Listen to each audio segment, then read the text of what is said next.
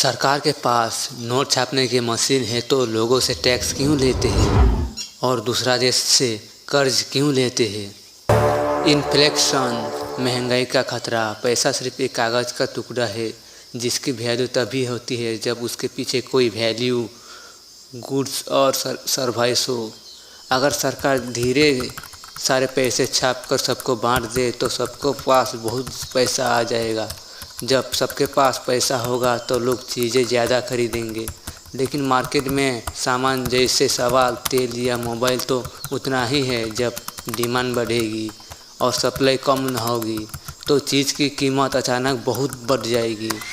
Zimbabwe और Venezuela जैसे देशों ने यही गलती की थी, जहां एक ब्रेड का पैकेट खरीदने के लिए भी लोग झोले भर भर के पैसे ले जाने लगे थे।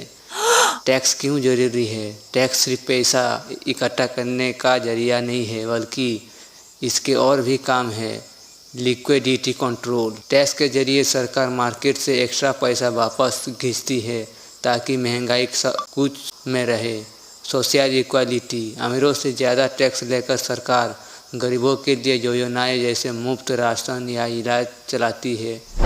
इंफ्रास्ट्रक्चर। सड़क, स्कूल और हॉस्पिटल बनाने के लिए एक भरोसेमंद इनकम की ज़रूरत होती है जो टैक्स से आती है। विदेशी से लोन क्यों?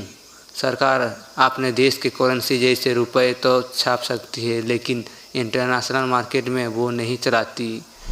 अगर भारत को दूसरे देश से तेल या कोई टेक्नोलॉजी खरीदना है तो हमें डॉलर या उस देश की करेंसी की ज़रूरत होती है।